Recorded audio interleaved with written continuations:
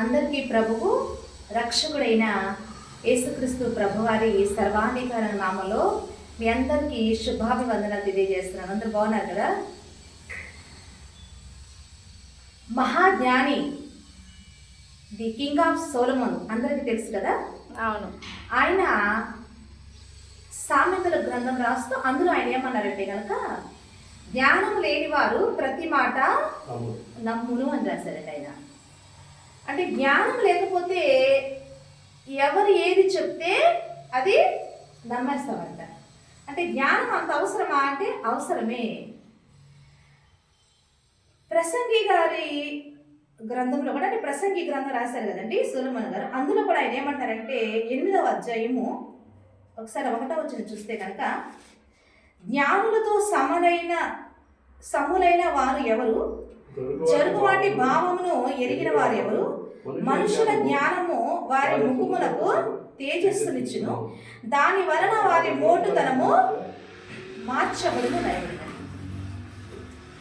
అంటే జ్ఞానము, మనిషి యొక్క జ్ఞానము వారి ముఖానికి ఏమిచ్చిదంట, తేజస్సునిస్తుందంట, వారి మోటుతనము కూడా మార్చబడిద్దంట. అందుకే చూడండి, చదువుకున్న వాళ్ళని చదువు లేని వారిని ఒక్కసారి డిఫరెన్స్ ఉంటుందా లేదా? వీళ్ళిద్దరికి ఉంటుంది. చదువుకున్న వారి మాట, వాళ్ళు వేసే డ్రెస్ సెన్స్ కానీ, చదువుకోని వారి మాట, వాళ్ళు వేసే డ్రెస్ సెన్స్ కానీ తేడా ఉంటుందా లేదా? ఉంటుందండి. అంటే చదువుకుంటే వారి మోటుతనం మార్చబడుతుంది, వారి ముఖాలు కూడా చాలా తేజోమయంగా ఉంటుందంట జ్ఞానం కలిగిన వారు. అందుకే ఈ రోజున ప్రతి ఒక్కరు కూడా చదువుకోవాలి అంటున్నారు లేదా? అందుకే ఈరోజు గవర్నమెంట్ కూడా ఫ్రీ ఎడ్యుకేషన్ ఇస్తుందా లేదా? అంటే చదువు లేకపోతే మనిషి, జ్ఞానం అనేది లేకపోతే మనిషి ఎవరు ఏం చెప్తే అది నమ్మేస్తారు. అదేవిధంగా ఈ సృష్టిని చేసిన సృష్టికర్త కూడా ఏమంటారంటే కనుక, దైవ జ్ఞానము కూడా మనిషికి ఎంతో అవసరము అన్నారండి ఆయన కదా. దైవ జ్ఞానం కూడా మనిషికి చాలా అవసరం. అంటే దైవ జ్ఞానము లేకపోతే ఈరోజు దైవం పేరిట కూడా బయట ఎన్నో మోసపూరితమైన కార్యాలు జరుగుతున్నాయా లేదా? జరుగుతున్నాయి. ఇది ఒక్క మతంలోనే అనుకోమాకండి, ప్రతి మతంలో కూడా మోసపూరితమైన కార్యాలు జరుగుతూనే ఉన్నాయి. అందుకని యేసుక్రీస్తు ప్రభువారు ఏమన్నారంటే కనుక, ఎవరు కూడా మిమ్మల్ని మోసపరచుకొనకుండా జాగ్రత్తగా చూసుకోండి అన్నారు కదా యేసుక్రీస్తు ప్రభువారు. అన్నారండి. అంటే మనం జాగ్రత్తగా చూసుకోవాలి అంటే, మనం మోసపోకూడదంటే, మనకి ఏం కావాలని ఆ దేవాది దేవుడు ఆయన తలచి మనకేమి ఇచ్చాడు తెలుసా అండి? ఇదిగో ఈ పరిశుద్ధమైన గ్రంథాన్ని అన్ని భాషల్లోనికి ప్రింట్ చేయించి ఈ రోజున అందరి చేతులు ఆయన పెట్టి ఆయన ఏమన్నా తెలుసా, చదువుకోండి అన్నాడండి. అందుకే ప్రతి ఒక్కరు కూడా ఈ దైవ జ్ఞానంలో ఏమి రాసి ఉంది అనేది ప్రతి ఒక్కరు చదువుకుంటే, ఇప్పుడు బయట దైవం పేరిట ఎన్ని మాటలు మాట్లాడినప్పటికీ కూడా మనం అన్ని నమ్మేస్తామండి? నమ్మము. మనం అప్పుడు ఏం చేస్తాం తెలుసా, పరిశోధిస్తాము. అంటే ఇది నిజమా, ఇది అబద్ధమా అని చెప్పి మనం ఏం చేస్తామంటే, మన చేతుల్లో ఉన్న జ్ఞానాన్ని బట్టి మనం ఏం చేస్తామంటే పరిశోధించి ఆలోచించి అది నమ్ముతాము మనము. అయితే ఈ మధ్య ఒక న్యూస్ బాగా చక్కర్లు కొట్టేసింది. ఏంటంటే కనుక, యేసుక్రీస్తు ప్రభువారి మీద కప్పిన వస్త్రం విన్నాం కదా, మనందరం విన్నాం కదా.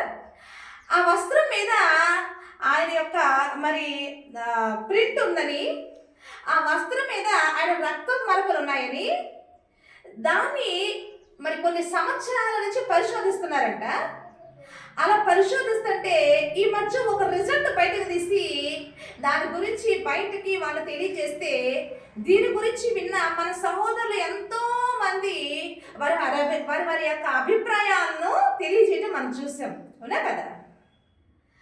అయితే వాళ్ళు చెప్పింది దాంట్లో ఏంటంటే కనుక, ఇందులో 40% మన భారతదేశపు రక్తము ఉంది, DNA టెస్ట్లో తేలింది అని చెప్పారండి. అంటే ఇవన్నీ వాళ్ళకి అనేక చెప్పినప్పటికీ కూడా ఇప్పుడు మనం వాటిని నమ్ముతామా అంటే, నమ్మాలా అంటే ఎవరు నమ్ముతారు? ఇందాక చెప్పాక జ్ఞానము లేని వాడు ప్రతి మాట నమ్ముతాడు. అయితే జ్ఞానం కలిగిన వారు ఏం చేస్తారు అంటే కనుక ఆ రోజున మరి పౌలు శీలలు కూడా మరి అనేక పట్టణాలు తిరిగి సువార్త చేశారా లేదా? ఆమె సువార్త చేసినప్పుడు ఒక బెరయ అనే ఒక పట్టణానికి వెళ్ళి సువార్త చేస్తే అప్పుడు ఆ బెరయ పట్టణస్తులు ఈ పౌలు శీలలు చెప్పింది అసలు లేఖనములు అలా ఉన్నాయా లేదా అని వాళ్ళంటే ప్రతిరోజు లేఖనములను పరిశోధించి తెలుసుకున్నారంట అనేది అపోస్తల కార్యాలు రాయబడి ఉంటుందండి. అలాగే ఈ రోజున బయట ఎన్నో విషయాలు, ఎన్నో ఇలాంటి వార్తలు మనం వింటూ ఉంటాం. అవన్నీ కూడా నిజమా కాదా అని తెలుసుకోవాలంటే మనము కూడా ఆ బెరయ పట్టణస్తులు పరిశీలించినట్టుగానే ఈ రోజున దేవాది దేవుడు మన చేతిలో పెట్టిన లేఖనములు మనం పరిశోధిస్తే మనకి అది నిజమా అబద్ధం అనేది మనకు కూడా అర్థమవుతుంది అనేది సత్యం. అయితే లేఖనంలో ఏముందంటే యేసుక్రీస్తు ప్రభువారు బెత్లెహేములో పుట్టారనేది ఉందా లేదా? అది జరిగిందా లేదా? ఆధారాలు ఉన్నాయా లేదా? ఉంది, వాస్తవం. అదేవిధంగా యేసుక్రీస్తు ప్రభువారు ఆ నజరేతు ఆ పట్టణంలో గలిలయ ఆ ప్రదేశంలో ఆ యెరూషలేము ఆ ప్రాంతం అంతా తిరిగినట్లు ఇందులో రాయబడి ఉన్నాయా లేదా? ఇజ్రాయేల్ దేశంలో ఆయన తిరిగినట్టు రాయబడి ఉన్నాయా లేదా? కాబట్టి ఆయన ఇండియాకి వచ్చాడు అంటానికి మనం ఏదో ఆలోచిస్తున్నామండి. అదేవిధంగా ఆయన చనిపోయినప్పుడు ఆయన్ని మీద వస్త్రం కప్పారా, లేకపోతే ఆ నార బట్టని ఆయన దేహానికి చుట్టారా అనేది ఇందులో ఏం రాయబడిందంటే కనుక నార బట్టను తీసుకొచ్చి ఆయన దేహం మొత్తం కూడా చుట్టేసినట్టుగా లేఖనాలు రాయబడి ఉంది. అంటే ఏంటి అంటే కనుక అప్పుడు యూదుల సాంప్రదాయ ప్రకారము ఒక వ్యక్తి చనిపోతే ఆ వ్యక్తిని నార బట్టతో చుట్టేసేసి వాళ్ళు తొలిపించుకున్న సమాధులు, ముందే వాళ్ళ కొరకు తొలిపించుకున్న సమాధుల్లో వాళ్ళు పెట్టడం అది వాళ్ళ ఆనవాయితీ, వాళ్ళ సాంప్రదాయం అది. కాబట్టి యేసుక్రీస్తు ప్రభు అనుకున్న నారబట్ట చుట్టేసి అందులో పెట్టినట్టు ఇందులో రాయబడి ఉంది. కాబట్టి ఇవన్నీ మనకి ఇక్కడ ఆధారాలు కనపడుతున్నప్పుడు ఒక వస్త్రము వారికి దొరికింది. ఆ వస్త్రం మీద మనకి ఈ యొక్క మరి డిఎన్ఏ టెస్ట్లో భారతదేశపు డిఎన్ఏ టెస్ట్ ప్రకారం 40% మన భారతదేశానికి కలిసింది అన్నప్పుడు మనకి ఇక్కడ లేఖనంలో కొన్ని ఆధారాలు ఉన్నప్పుడు ఇవన్నీ కూడా మనం నమ్ముతామా అంటే నమ్మలేమండి. అయితే కొన్ని యేసుక్రీస్తు ప్రభువాన్ని గురించిన అబద్ధ ప్రచారాలు సమాజంలో ఎన్నో ఉన్నాయి. ఇది ఈ రోజు అంటే కాదండి. ఆ రోజు యేసుక్రీస్తు ప్రభువారు బ్రతికి ఉన్నప్పుడే చాలా ఆయన మీద అసత్య ప్రచారం జరిగి చూస్తున్నాము. అదేవిధంగా ఆయన చనిపోయిన తర్వాత ఆయన తిరిగి లెగుస్తాను నేను 3వ రోజున అని చెప్పిన మాటలు అక్కడున్న వారికి జ్ఞాపకం వచ్చి ఈయన తప్పకుండా 3వ రోజు లెగుస్తాడు కాబట్టి ఏదైనా చేయగలేమో అని చెప్పి ఆ సమాధి చుట్టూ కూడా కాపలా పెట్టారా లేదా? కాపలా ఉన్నారండి. అవునా? అయినప్పటికీ కూడా వాళ్ళ కాపలా ఉన్నప్పటికీ కూడా దైవ శక్తి ఎదుట మానవ శక్తి పనిచేసిద్దండి లేదండి. ఆ దూతలు వచ్చి ఆ యొక్క సమాధి రాయిని పొర్లించి మరి యేసుక్రీస్తు ప్రభు వారి దగ్గరికి వెళ్ళినప్పుడు యేసుక్రీస్తు ప్రభు వారు లేచినప్పుడు ఆ సమాధి రాయి మరి పక్కకి మరి తొలగి ఆయన సమాధి నుండి ఆయన చెప్పిన రీతిగానే లేచినట్టుగా లేఖన ఆధారం మనకుంది కదా. అప్పుడు ఏం పుట్టించారు అక్కడ మనుషులు అని చూస్తే కనుక ఈ విషయము అక్కడ ఉన్న ఆ కాపలాదారులు వెళ్ళి ఆ ప్రధాన యాజకులకు తెలిపినప్పుడు అప్పుడు ఆ ప్రధాన యాజకులకి ఈ సంగతి తెలిసినప్పుడు వాళ్ళు అక్కడ ఉన్న కాపలాదారులు కొంత ద్రవ్యం ఇచ్చి ఏం చెప్తారండి, మీరు ఆయన శిష్యులు వచ్చి ఆయన దేహాన్ని ఎత్తుకుపోయారని చెప్పండి అని అబద్ధం ప్రచారము చేశారా లేదా? కానీ అప్పటి నుంచి అబద్ధం నడుస్తుందా లేదా? నడుస్తున్నది. అంటే క్రీస్తుల గురించిన అనేకమైన అబద్ధ ప్రచారాలు ఆ రోజు నుంచి కూడా జరుగుతూనే ఉన్నట్టు మనము చూస్తున్నాము. అయితే ఇప్పుడు ఈ సంగతి గురించి ఆలోచిస్తే ఇప్పుడు కూడా ఇలాంటివి ఈ రోజు వచ్చినాయి అంటే కాదండి, ఇవాళ కొత్తగా రావటం కాదు. కానీ ఇలాంటివి ఎప్పటి నుంచో కూడా మనము క్రీస్తుల గురించిన అసత్య ప్రచారం వింటూనే ఉన్నాము.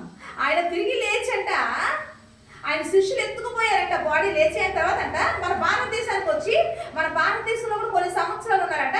మన భారతదేశంలోనే ఆయన సమాధి చేశాడు. ఇప్పటికీ మన భారతదేశంలో ఆయన సమాధి ఉందని చూపించేవాళ్ళు కూడా కొంతమంది ఉన్నారు. అలాంటి మాటలు కూడా ఉన్నాయి. అయితే ఆయన తిరిగి లేచిన తర్వాత అక్కడ యెరూషలేములోనే ఆ శిష్యులకు 40 రోజులు అక్కడే కనపడినట్లుగా ఆధారాలు ఉన్నాయి. అదేవిధంగా ఆయన ఆ యొక్క యెరూషలేములోనే ఆ శిష్యులు ఎదుటే ఆయన పరలోకములో కూడా ఆరోహమైనట్లు అపొస్తలుల 1వ అధ్యాయం ఆధారం ఉందా లేదా అండి? ఉందండి. అంటే ఆయన ఇండియాలో వస్తాడండి. అంటే లేఖనము మనకు అర్థమైనప్పుడు ఎవరు ఏది చెప్తే అది మనము నమ్ముతామండి? నమ్మం. అంటే ఎవరు నమ్ముతారు అంటే కనుక దైవ జ్ఞానము లేని వారే, లేఖనముల మీద అవగాహన లేని వారే ఎవరు ఏది చెప్తే అది నమ్ముతారు. అందుకే యేసుక్రీస్తు ప్రభువు వారు ఏమన్నారంటే లేఖనములను పరిశోధించండి అని చెప్పాడండి.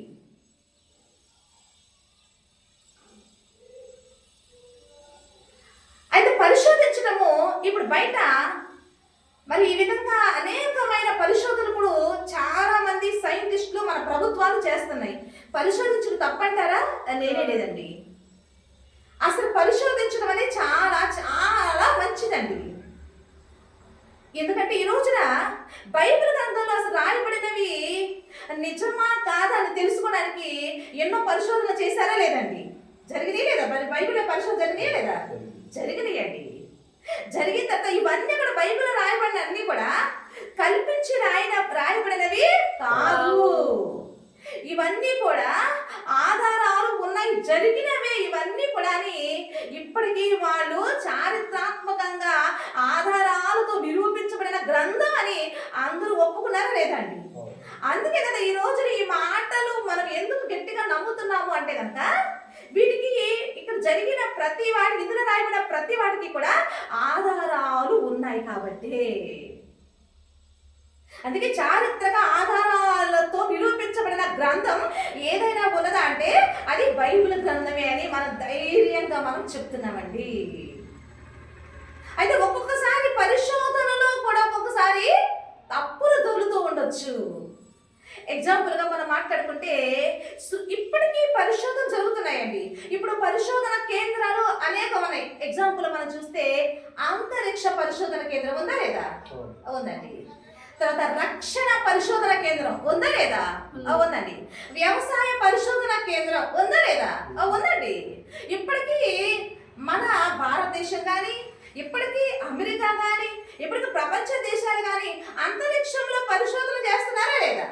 ఈ భూమి మీద పరిశోధన చేస్తున్నారా లేదా? సముద్ర భూగర్భాల్లోకి వెళ్ళి పరిశోధన చేస్తున్నారా లేదా? పరిశోధన జరుగుతున్నాయి. పరిశోధన జరగాలి. పరిశోధన జరిగితేనే కదా, ఇప్పుడు వాళ్ళు పరిశోధిస్తుంటేనే కదా మనకి బైబిల్లో ఉన్నది నిజము అనేది మనకు అర్థమవుతుంది. ఈరోజు నా బైబిల్లో ఉన్నది నిజమా, ఇది అబద్ధమా అని మనం కన్ఫర్మ్ చేసుకోవడానికి వాళ్ళు కొన్ని పరిశోధన చేస్తేనే కదా ఈరోజు మనకి కన్ఫర్మ్ అనేది మనకి దొరికింది. ఎగ్జాంపుల్ మనం ఆలోచిస్తే ఇప్పుడు బైబిల్లో ఆకాశం పైన దేవుడు ఏముంచి నక్షత్రాల పైన ఏముందండి? నీరు ఉంది. ఉందా లేదండి? అవునా? ఆకాశం పైన ఏముందండి? నీరుంది. అయితే హబల్ అనే ఆయన టెలిస్కోప్ కనుక్కున్న తర్వాత నక్షత్రాల పైన నీరుంది అని చెప్పి సైంటిస్ట్ మనకు తెలియజేశాడా లేదా అండి? తెలియజేశాడు. అంటే అంతకు ముందు వరకు ఆకాశం పైన నీరుంది అనేది ఎవరికి తెలియదు, కానీ అది పరిశోధించడం వల్లే పైన కూడా నీరుంది అని మనకి వారు సర్టిఫై చేశారు కదా. అయితే బైబిల్ గ్రంథము దేవుడు ఎప్పుడో కొన్ని వేల సంవత్సరాల క్రితమే తన భక్తుల ద్వారా ఇందులో రాయించి పెట్టాడు లేదండి. కానీ వాళ్ళు కనుగొన్న దాన్ని బట్టి ఇప్పుడు మనకి ఏమర్థమైంది అంటే కనుక అమ్మో బైబిల్లో ఉన్నవి వాళ్ళు కనుక్కున్న దాన్ని బట్టి ఇవన్నీ కూడా నిజమే అనేది మనము కూడా ఈ రోజున సర్టిఫై చేస్తున్నామా లేదండి? మనకు ఒక బలమైన విశ్వాసం వచ్చిందా లేదా? ఇలాంటివి ఎన్నో. అదేవిధంగా చంద్రుడు, ఈ రోజున చంద్రుడి నుంచి కూడా నైట్ మనకు కాంతి వస్తుందా లేదా అండి? వస్తుందా? కానీ ఈ రోజున బైబిల్ గ్రంథం ఏం చెప్పిందంటే డైరెక్ట్ గా చంద్రుడి నుంచి ఎప్పుడు కూడా మనకి కాంతి రాదు అనేది మనకు తెలుసు. అయితే బైబిల్ ముందే చెప్పింది. కానీ ఈరోజు సైంటిస్టులు చంద్రుడి నుంచి డైరెక్ట్ గా మనకి సూర్య కాంతి రాదు, కానీ సూర్యుని యొక్క ప్రకాశం చంద్రుని మీద పడటం వల్ల చంద్రుని ఆ సూర్యకాంతి యొక్క చంద్రుని మీద ఆ సూర్యుని వెలుగు పడటం వల్ల అందువల్ల చంద్రుడిని మనకి వెలుగు వస్తుంది. అంటే స్వయం ప్రకాశముగా చంద్రుడు కాంతినివ్వడు అనేది సైన్స్ మనకు తెలియజేసిందా లేదండి? అంటే ఇలాంటివి ఎన్నో విషయాలు బైబిల్ గ్రంథంలో ముందే రాయించి ఉంచారు. కానీ ఇప్పుడు మన సైన్స్ ఇలాంటి వాటి మీద అవగాహన అంటే పరిశోధన చేయటం వల్ల ఈరోజు బైబిల్లో రాయబడినవి వాస్తవమైన విషయాలు అనేది మనకి అర్థమవుతుంది. అయితే కొన్నిసార్లు పొరపాటు చేస్తూ ఉండొచ్చు. అవి ఏంటంటే కనుక ఈరోజు సృష్టి ఎలా ఏర్పడింది అని ఇప్పటికీ సైన్స్ మరి ఎన్నో పరిశోధన చేస్తా కానీ కనుగొనుకుంటుందండి, కనుగొనలేకపోయింది. అంటే ఈ సృష్టి ఎలా ఏర్పడింది అనేది కనుగొనలేని స్థితిలోనే ఉన్నది. అదేవిధంగా మనిషి మానవ పుట్టుక అసలు ఎలా జరిగింది అనేది కూడా దాని మీద కూడా ఎన్నో ప్రయోగాలు చేస్తుందా లేదండి సైన్స్. అయితే ఒక సైంటిస్టు డార్విన్ అనే ఒక సైంటిస్టు మనిషి కోతి నుండి ఆవిర్భవించాడని చెప్పాడా లేదండి.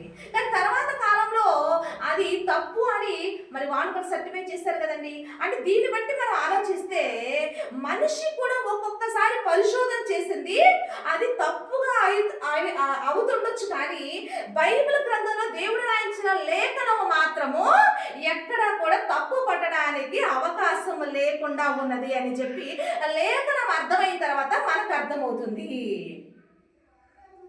అందుకే ఈ రోజున లేఖనం దగ్గరకు వస్తే ప్రతి మనిషి కూడా ఎన్నో తెలియని విషయాలు, ఈ సృష్టి గురించి ఎన్నో తెలియని విషయాలు తెలుసుకునే అవకాశం అయితే ప్రతి ఒక్కరు పొందుకుంటారని చెప్పి అందుకే ఈ రోజున లేఖనాలను దేవుడు తన సేవకుల ద్వారా లోకానికి ఆయన ప్రకటింప చేస్తున్నాడండి. ఒకప్పుడు నేను కూడా ఈ సృష్టిని గురించి తెలుసుకోవాలని ఎన్నో చదువుకునేటప్పుడు ఎన్నో ఆశలు నాకు ఉండేవి. కానీ సరైన సమాధానం నాకు కూడా దొరకని స్థితిలో నేను ఉండేదానండి. చిన్నప్పుడు నేను బయట పడుకున్నప్పుడు ఆకాశం వైపు చూస్తున్నప్పుడు, ఆ నక్షత్రాల వైపు చూస్తున్నప్పుడు, ఆ చంద్రుడి వైపు చూస్తున్నప్పుడు అసలు ఇవి ఎలా ఏర్పడినాయని చెప్పి నాకు చాలా చాలా సందేహాలు వచ్చాయండి. కానీ ఎప్పుడైతే ఈ లేఖనము దగ్గరకు వచ్చానో నా సందేహాలన్నీ కూడా నివృత్తి చేసేసిందండి ఈ లేఖనము. దేవునికి మహిమ కలుగును గాక.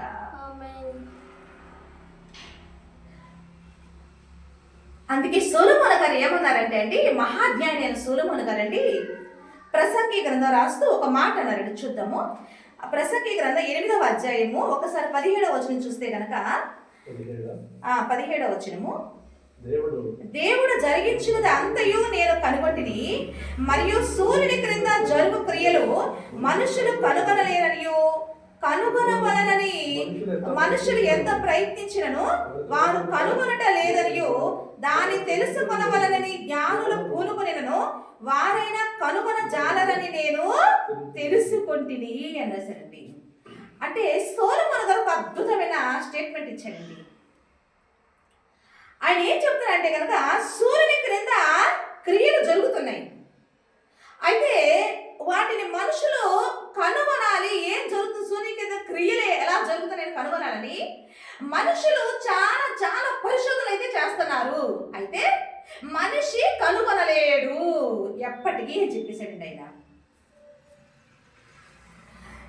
మనుషులు ఎంత ప్రయత్నించిన వాళ్ళు కనుగొన లేదని, దాన్ని తెలుసుకున్న వాళ్ళు జ్ఞానులు పూనుకొనను వారు కూడా ఎప్పటికీ కనుగొనజాలరు అని నేను తెలుసుకున్నాను అని చెప్తున్నాడు ఆయన. అందుకే చూడండి, ఇప్పటికీ సముద్ర గర్భంలో పరిశోధన జరుగుతున్నాయి, ఆకాశ మండల అంతరిక్షంలో పరిశోధనలు జరుగుతున్నాయి. కానీ ఇప్పటికీ వాళ్ళు ఏం చెప్పండి, ఇంకా మేము పరిశోధించవలసింది చాలా ఉంది అన్నారా లేదండి. అంటే సముద్ర గర్భంలోకి ఇప్పటికీ వెళ్ళి పరిశోధనలు పూర్తిగా చేశారండి లేదు. అంతరిక్షం ఎప్పటికీ పూర్తిగా చేశారండి లేదు. అంటే పూర్తిగా మనిషి కనుగొనలేని స్థితిలో ఉన్నారు. ఎంత ప్రయత్నించినా ఈ భూమి మీద మనిషి ఆ సూర్యుని కింద జరిగే క్రియలు పూర్తిగా తెలుసుకోవటం మనిషి వల్ల కావటం లేదు అనేది ఎవరు చెప్పారు ఈ మాట అంటే కనుక, ఇప్పుడు మనందరికన్నా ముందు గొప్పగా దేవుని దగ్గర మహాజ్ఞానాన్ని పొందుకున్న ఎవరంటే సొలొమోను గారు. అంటే నా దృష్టిలో సొలొమోను గారు ఎలా కనపడతారంటే, నాకు సొలొమోను గారు గొప్ప సైంటిస్ట్ అండి. నిజమండి, సొలొమోను గారు గొప్ప సైంటిస్ట్ అయినా. ఇప్పుడున్న జ్ఞానులు ఎవరో ఒకళ్ళు భౌతిక శాస్త్రం మీద వాళ్ళు ప్రత్యేకించబడిన వాళ్ళు ఉంటారు, రసాయన శాస్త్రంలో వాళ్ళు ప్రత్యేకంగా ఉంటారు, అదే వృక్ష శాస్త్రంలో ప్రత్యేకంగా ఒకళ్ళు దానిలో ఉంటారు. ఉంటారు. జంతు శాస్త్రానికి ఒకరు ప్రత్యేకించబడిన వారంట. కానీ సొలొమోను గారు అన్ని శాస్త్రాలను చదివినవాడు సొలొమోను గారు. అందుకే సొలొమోను గారు ఇప్పుడు ఉన్న సైంటిస్టులు అందరికంటే గొప్పవాడు ఎవరంటే కనుక ఆ సొలొమోను గారేనండి. అంటే ఆయన జంతు శాస్త్రం మీద పరిశోధన చేశాడు, ఆయన వృక్ష శాస్త్రం మీద పరిశోధన చేశాడు, ఆయన రసాయన శాస్త్రం పరిశోధన, భౌతిక అంటే ఏ శాస్త్రం అంటే అన్ని శాస్త్రాల మీద ఆయన పరిశోధన చేసి ఆయన ఇస్తున్న స్టేట్మెంట్ ఏంటంటే కనుక సూర్యుని కింద జరిగే క్రియలన్నీ కూడా ఆయన పరిశోధించేశాడు. అందరికన్నా ముందు పరిశోధించేదంటే సొలొమోను గారు. అంటే సొలొమోను గారికి దేవుడు ఇచ్చిన జ్ఞానంతో అసలు సూర్యుని కింద ఉన్నది మొత్తం క్రియలు ఏం జరుగుతాయి అన్ని పరిశోధించేశాడంట ఆయన. అంటే మొట్టమొదటి పరిశోధకుడు ఎవరు అంటే కనుక సొలొమోను గారే. ఆయన ఇస్తున్న స్టేట్మెంట్ అంటే కనుక అరే బాబు నేను ఆల్రెడీ తెలుసుకోవాలని ప్రయత్నం చేశాను, కానీ ఈ క్రియలు తెలుసుకోవటం నేనే కాదు ఎవరి తరం కూడా కాదు, సంపూర్ణంగా ఎవరు కూడా తెలుసుకోలేరు. ఒకవేళ తెలుసుకోవాలని నువ్వు ప్రయత్నించినా నీ ప్రయాస ఏమైపోతుంది అంటున్నాడంటే కనుక ఆయన. ప్రసంగి గ్రంథము 2వ అధ్యాయము ఒకసారి 11వ వచనం చూస్తే కనుక, అప్పుడు నేను చేసిన పనులన్నీ వాటి కొరకై నేను పడిన ప్రయాసమంతయు నేను నిదానించి వివేచింపగా అవన్నీ వ్యర్థమైనవి గాను ఒకడు గాలికి ప్రయాసపడినట్టుగాను అగ్గుపడినవి.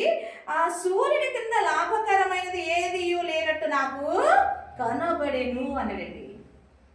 అంటే నువ్వు ఎంతైనా ప్రయత్నం చేయి, ఎంత కష్టపడి ఎంతో డబ్బు వేయించేయి, నీ ఆరోగ్యాన్ని పెట్టు, నీ డబ్బుని పెట్టు, నీ సమయాన్ని పెట్టు, నువ్వు ఎంత పెట్టుబడి పెట్టి నువ్వు ఎంత కష్టపడినప్పటికీ కూడా నీకు జరిగేది ఏంటి అంటే కనుక అవన్నీ కూడా వ్యర్థమే చెప్తున్నాడు ఆయన అని చెప్పి నువ్వు వాటి కొరకు ప్రయాసపడి ఆ ప్రయాసం అంతా ఏమైపోయిందంటే కనుక ఒకడు గాలికై ప్రయాసపడితే ఎలా ఉంటుంది? గాలి ప్రయాసపడి గాలిని పట్టుకొని బంధించి దాన్ని పట్టుకొని బంధించాలి ప్రయాసపడితే అది ఎలా ఉంటుందండి? ఫన్నీగా ఉంటుంది కదా. అంటే ఆ ప్రయాసం వ్యర్థం, గాలి నువ్వు పట్టుకొని బంధించాలి కూడా వ్యర్థం. కాబట్టి ఇవన్నీ కూడా గాలికై ప్రయాసపడినట్టే ఉంటుంది. ఎందుకంటే ఆయన అనుభవం చెప్తున్నాడు మనకి.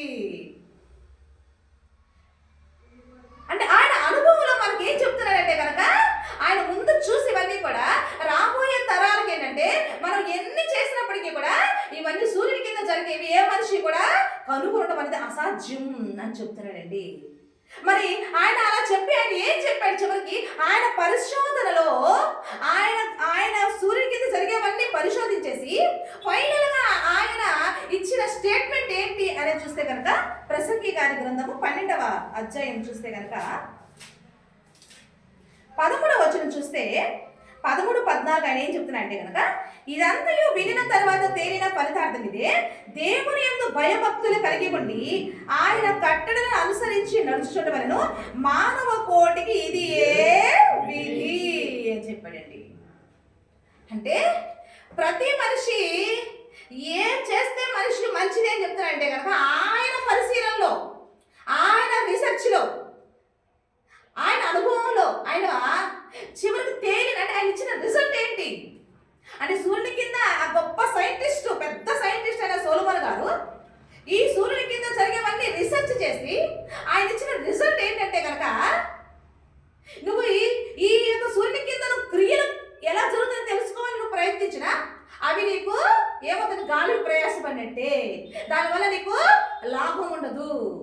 మరి ఏం చేయాలి అంటే కనుక ఆయన రిజల్ట్ ఏం చెప్తారంటే కనుక ప్రతి ఒక్కరు కూడా దేవునిలా ఈ సృష్టిని చేసిన దేవుడేమో తెలుసుకొని దేవునిలో భయభక్తి కలిగి ఆయన చెప్పిన కట్టడల ప్రకారము, ఆయన శాస్త్రాల ప్రకారము ఎవరు నడుచుకుంటున్నారో అదే మంచిది, అదే మానవ కోటికి మంచి విధి అని చెప్తున్నాడు ఆయన ఇచ్చిన రిజల్ట్. అంటే గొప్ప సైంటిస్ట్ అయిన సొలొమోను గారికి ఇచ్చిన రిజల్ట్ ఏంటి అంటే కనుక ఆయనను వెతకటమే మంచిది, ఆయన మాట వినటమే మానవ కోటికి విధి అని రిజల్ట్ ఇచ్చేసారండి. అంటే ఇప్పుడు ఇవన్నీ కూడా వ్యర్థం అంటే పరిశీలించడం మంచిదేనండి. పరిశీలన అనేది వద్దు అని ఏ సేవకుడు చెప్పరు, ఏ దేవుని పిల్లలు చెప్పరండి. పరిశీలించడం ఎంత మంచిది. అయితే ఆ పరిశీలన నువ్వు ఏది పరిశీలిస్తే నీకు లాభం అనేది ఈ జీవ గ్రంథం మనకు తెలియజేస్తుంది. ఏది నువ్వు పరిశీలిస్తే నీకు నష్టపోతున్నావో నీ వ్యర్థమైపోతుంది, ఏది పరిశీలిస్తే నీకు వ్యర్థం కాకుండా ఉంటుంది, నీ జీవితానికి ఉపయోగకరంగా ఉంటుంది, నీకు లాభకరంగా ఉంటుంది అనే విషయాలను సృష్టి చేసిన సృష్టికర్త తెలియజేస్తున్నాడండి. ఒకసారి చూస్తే సొలొమోను గారు చెప్పిన రిజల్ట్ మనం చూసాము. యిర్మీయా గారి ద్వారా కూడా దేవుడు ఏం చెప్తాడో చూస్తే కనుక యిర్మీయా గ్రంథము 9వ అధ్యాయము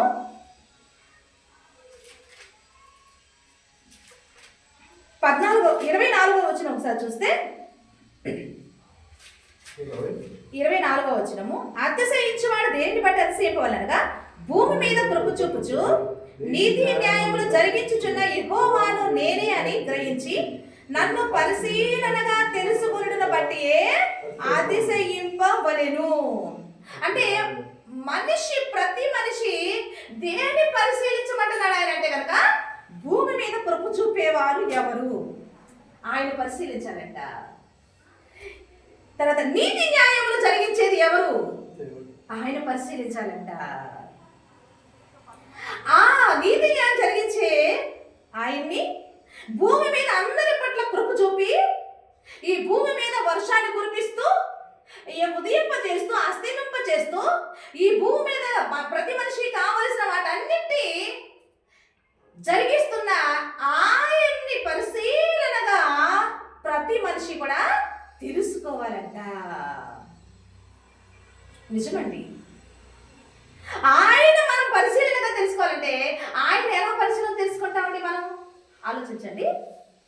ఇప్పుడు సృష్టిలో మనం పరిశీలన చేస్తున్నామంటే అనేక పనిముట్లతో యంత్రాలతో పరిశీలన చేస్తున్నాము. ఏదో గొప్ప గొప్ప రాకెట్లు కనిపెడుతున్నారు, అంతే కదండి. పరిశీలనలో ఎన్నో ప్రయోగాలు జరుగుతున్నాయంటే ఎన్నో వాటిని కనిపెట్టి వాటితో ప్రయోగాలు చేస్తుంది. మరి మరి అదేవిధంగా నీతి న్యాయం జరిగించుచున్న దేవుణ్ణి, భూమి మీద కృప చూపించే దేవుణ్ణి మనం ఎలా పరిశీలించాలి అంటే దేవుడు ఏం చెప్తున్నారంటే కనుక ఎలా పరిశీలించాలి అంటే కనుక ఆ రోజున బెరయా పట్టణస్థులు ఏం పరిశీలించారండి? లేఖనములను పరిశోధించారు అని అయిపడిందండి. కాబట్టి ఏం పరిశీలించాలి? లేఖనం పరిశోధించాలి. లేఖనం ఎందుకు పరిశోధించాలి? లేఖనంలో ఏముంది అంటే కనుక యేసుక్రీస్తు ప్రభువారు ఏమన్నారంటే లేఖనముల యందు మీకు నిత్య జీవము కలదని వాటిని మీరు పరిశోధించుచున్నారు అన్నది ఆయన. ఒక్కసారి చదువుకుందాం. యోహాను గారు రాసిన సువార్త ఆ మాట ఒక్కసారి చదువుకుంటే, యోహాను గారు రాసిన సువార్త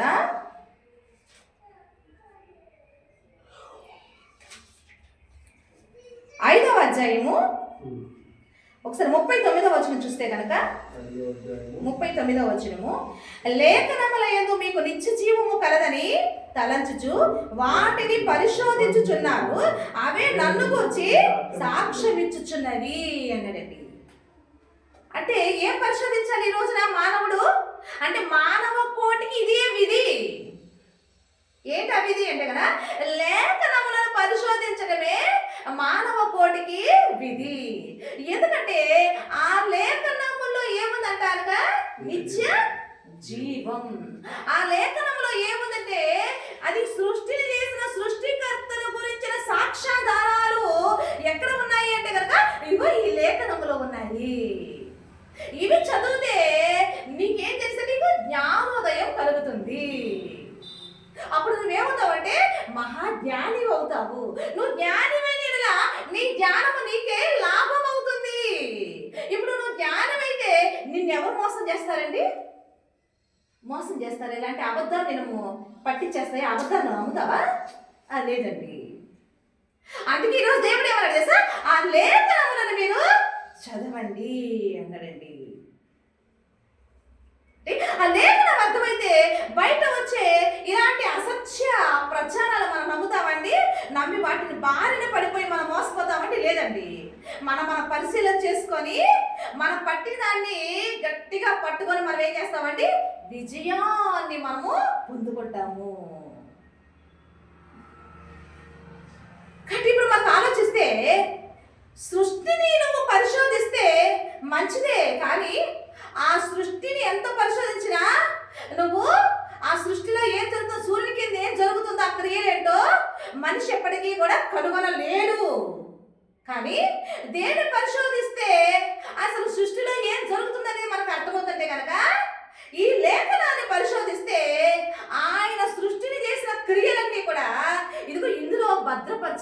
ఉన్నాయండి. కాబట్టి ఇందులో మనకి దొరుకుతాయి.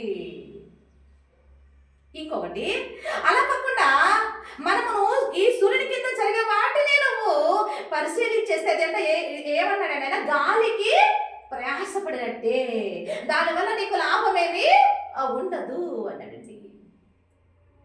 మరి అదే కాకుండా నువ్వు లేఖనాన్ని పరిశోధిస్తే నీకు జరిగేది ఏమన్నాడైనా, లేఖనం పరిశోధిస్తే నీకేం కలిగిద్దంటే నిత్య జీవం కలిగిద్దంట. ఇది నీకు ప్రయోజనకరమవుతుందంట. ఇది నిన్ను ఆ నిశ్చయమైన రాజ్యానికి నిన్ను చేస్తుందంట. ఎవరి చేతిలో మోసపోకుండా నిన్ను భద్రంగా కాపాడుతుందంట ఈ లేఖనము. కాబట్టి మనం ఏది పరిశోధిస్తే మంచిది అని దేవాది దేవుడు మనకు తెలియజేస్తాడంటే దేని పరిశోధించే మంచిదని, లేఖనము పరిశోధిస్తే నీకు మంచిది, నీకు నిత్య జీవం దొరుకుతుందని తెలియజేస్తున్నాయండి. అంటే ఆ లేఖనం పరిశోధిస్తే ఈరోజు నీకు ఒక వాస్తవం అర్థమైంది. ఏమర్థమైందో తెలుసా అండి? ఏమర్థమైంది? ఆ లేఖనం పరిశోధిస్తే నువ్వు సృష్టిని పరిశోధించడం కాదు, నిన్ను దేవాది దేవుడు పరిశోధిస్తున్నాడు అనే సంగతి ప్రతి మనిషికి అర్థమవుతుంది. అవునండి. 139వ కీర్తనలో దావీదు గారు ఏమంటున్నారు చూద్దాం ఒకసారి. 139వ కీర్తన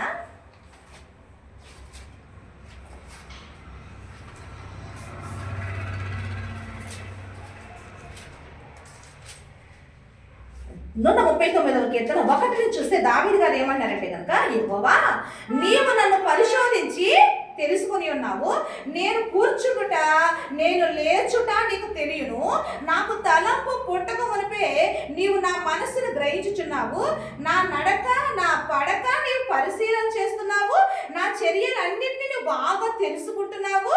యెహోవా మాట నా నాలుకకు రాక మునిపే అది నీకు పూర్తిగా తెలిసిపోతుంది, వెనుక నా ముందు నీవు నన్ను ఆవరించి ఉన్నావు, నీ చెయ్యి నా మీద ఉంచి ఉన్నావు, ఇట్టి తెలివి నాకు మించినది, అది అగోచరము, అది నాకు అందదు.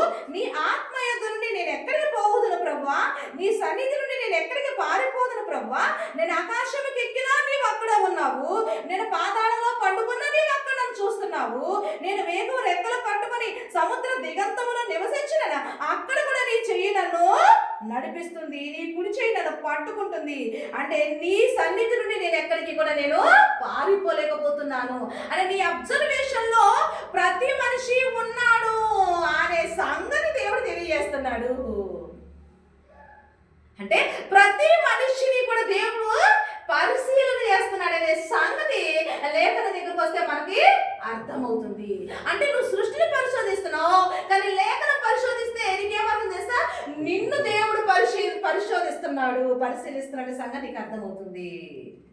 ఇప్పుడు నిన్ను పరిశీలిస్తున్నాడంటే ఎలా పరిశీలిస్తున్నాడంట, నువ్వు ఏం ఆలోచిస్తున్నావో ఆయన పరిశీలిస్తున్నాడంట, నువ్వు ఎటు నీ పాదం ఎటు పరిగెత్తుతుందో ఆయన చూస్తున్నాడంట, నువ్వు ఏం మాట్లాడుతున్నావు ఆయన పరిశీలిస్తున్నాడంట, నువ్వు ఎలా కూర్చుంటున్నావో, నువ్వు ఎలా నడుస్తున్నావో, నువ్వు ఎలా పడుకుంటున్నావో, నువ్వు ఎలా ఆలోచిస్తున్నావో ఇవన్నీ కూడా ఆయనంట పరిశీలిస్తున్నాడంట. ఒకసారి ఆలోచిద్దాము. నిన్ను ఆయన పరిశీలిస్తుంటే ఇప్పుడు మనుషులకు కనపడకుండా నువ్వు ఎన్ని తప్పులు చేస్తున్నాయని తప్పించుకొని తిరుగుతున్నావే. ఇప్పుడు చెప్పండి, దీన్ని బట్టి మనిషికి నువ్వు తప్పు చేసి ఒక వ్యక్తిని చంపేసి నువ్వు మనిషిని తప్పించుకొని నువ్వు మరి దొరకకుండా నువ్వు బ్రతుకుతున్నావేమో, కానీ ఇప్పుడు పరమందున దేవుడు నేను చూస్తున్నాడా లేదా? చూస్తున్నాడా లేదా? దేవుడు తిని చూస్తున్నాడు. అంటే నువ్వు దేవుని పరిశీలనలో ప్రతి మనిషి, భూమి మీద ఉన్న ప్రతి మనిషి ఉన్నాడు కాబట్టి నువ్వు చేసిన క్రియల ఫలము తప్పకుండా ఈ భూమి మీద నువ్వు అనుభవిస్తావు. అందుకే ఆయన చూస్తూ పరిశీలన చేస్తే ఆయన ఏమన్నాడు తెలుసా, మరి ఆయన న్యాయాధిపతి కదా, ఆయన ఏమన్నాడు తెలుసా, ఎవరి క్రియలు చొప్పున వారికి నేను ప్రతిఫలం ఇస్తాను, నేనే తీర్పు తెచ్చేవాడిని అన్నాడండి. ఒకసారి ఆలోచించండి. ఈరోజు నువ్వు ఏ బాధపడుతున్నా, నువ్వు అనుభవించే మంచి అనుభవిస్తున్నావా, చెడు అనుభవిస్తున్నావా, నువ్వు సుఖం అనుభవిస్తున్నావా, నువ్వు కష్టం అనుభవిస్తున్నావా అంటే ఇవన్నిటికీ కారణం అంటే కనుక నువ్వే మనిషే. నీ క్రియల చొప్పున నీకు ప్రతిఫలము నువ్వు అనుభవిస్తున్నావు. అంటే దేవాది దేవుడు నిన్ను పరిశీలిస్తున్నాడనే సంగతి లేఖనము జాగ్రత్త ఉంచుకుంటా లేదా? పాపం చేస్తావా నువ్వు? ఇంకా ఒకరిని తిడతావా? ఒకరిని హత్య చేస్తావా? ఒకరి సొమ్మును దోచుకుంటావా? అంటే ఇవన్నీ నువ్వు చేస్తున్నావు అంటే నీకు లేఖనము అర్థం కాదు. దేవుడు నేను పరిశీలిస్తున్న సంగతి నీకు అర్థం కాలేదు కాబట్టి నువ్వేం చేస్తావంటే పాపం మీద పాపం చేస్తున్నావు. అంటే ఆలోచిద్దామండి. మనము సృష్టిని పరిశీలిస్తే మనకేం అర్థం కాదు. మన జీవితం ఇలాగే వ్యర్థంగా ముగిసిపోతుంది. కానీ ఆ సృష్టి చేసిన సృష్టికర్తను మనము పరిశీలిస్తే అప్పుడు నువ్వేంటో అర్థమైంది, నేనేంటో నాకు అర్థమవుతుంది, నువ్వేంటో నీకు అర్థమవుతుంది. నేను దేవాది దేవుడు నేను పరిశీలిస్తున్నాడనే సంగతి నీకు అర్థమవుతుంది. అప్పుడు నువ్వు జాగ్రత్త కలిగి నడుచుకుంటావు. ఆ జీవం గల దేవుని చేతిలో పడటం భయంకరము అంటున్నాడు. కాబట్టి ఆ దేవుని చేతిలో పడకుండా నువ్వు తప్పించుకొని జాగ్రత్త కలిగి నువ్వు నడుచుకుంటావు. ఎందుకంటే ఆయన చేతుల తీర్పులోకి వెళ్ళిపోయావంటే ఆయన ఉగ్రత నుండి ఎవడు కూడా తప్పించుకోవటము అసాధ్యం. ఈ రోజున ఈ లేఖనం ద్వారా దేవుడు సర్వలోకానికి తెలియజేసింది ఏంటంటే కనుక ఆయన పరిశోధిస్తే నిన్ను ఆయన పరిశోధిస్తాడు సంగతి నీకు అర్థమైంది. ఆయన నిన్ను చూస్తాడు నీకు సంగతి అర్థమైతే నువ్వు జాగ్రత్తగా జీవిస్తావు. జాగ్రత్తగా నీ జీవితాన్ని నువ్వు ముగించుకుంటావు. ఆ యొక్క నిత్య జీవాన్ని నువ్వు సొంతం చేసుకుంటావు. ఆ తీర్పులోనికి వెళ్ళకుండా నువ్వు ఆ జీవులోనికి నువ్వు వెళతావు. ఇది నీకు లాభం కదా. ఇదే కదా మనిషికి లాభం కావాల్సింది. అందుకే సొలొమోను గారు, అందుకే ఇర్మియా గారు, భక్తులందరూ అందుకే వాళ్ళ రిజల్ట్ ఇవన్నీ చూసి వాళ్ళ రిజల్ట్ ఇచ్చారు సమాజానికి. ఏంటంటే కనుక ఆయన కట్టలను అనుసరించి, ఆయన శాసనాలను అనుసరించి, ఆయన మాట విని బ్రతికితే, ఆయన పరిశీలిస్తూ ఆయన మాటలు విని బ్రతికితే అదే మానవ కోటికి విధి అని స్టేట్మెంట్ ఇచ్చేసారండి. కాబట్టి ఆలోచిద్దామా? మనము దేవుని పరిశీలనాత్మకంగా తెలుసుకోవడానికి మనం ప్రయాసపడి మన యేసుక్రీస్తు ప్రభువు చెప్పారు కదా, అక్షయమైన ఆహారం కొరకు కష్టపడుడి అన్నాడండి. కాబట్టి లేఖనాన్ని మనము పరిశీలిస్తే మనం ఒకరి చేతిలో మోసపోము, మనం ఒకరిని మోసము చేయలేము. ఇంకా అన్నిటికన్నా ముఖ్యమైనది మనల్ని మనము మోసపుచ్చుకోలేము. కాబట్టి ఈ రోజున లేఖనము దగ్గరికి రాకుండా, లేఖనము ఈ రోజున అందరినీ చదవనీయకుండా ఈరోజు సర్వలోకాన్ని మోసం చేస్తున్నది ఎవరు అంట? సర్వలోకాన్ని మోసం చేస్తుంది ఎవరని చెప్పాడండి ఆయన? సర్వలోకమును మోసపుచ్చుచు అపవాదనియు సాతాననియు ఘట సర్పమైన అపవాది భూమి మీద వాడు పడి ఉన్నాడు అన్నది లేదండి. కాబట్టి ఆ సర్పం మిమ్మల్ని మోసపుచ్చకుండా ఉండాలంటే, ఆ అపవాది మిమ్మల్ని మోసపుచ్చకుండా ఉండాలంటే మీరు జీవం గల దేవుని ఆశ్రయించండి, రక్షించబడండి, నిజ జీవాన్ని పొందుకోండి. అలా మీ దేవుని పరిశీలనాత్మక తెలుసుకొని మీరు రక్షించబడాలని మీ సహోదరిగా ప్రేమతో ఈ మాటను మీకు తెలియజేస్తూ, ఈ మాటలు మీ దేవుని వెంకిడిలో మీకు తెలియజేస్తూ మీరు రక్షించబడ కోరుకుంటే మీ కొరకు మేము విజ్ఞాపన చేస్తున్నాము. ఈ మాటలు దేవుడు దీవించును గాక. ఆమేన్.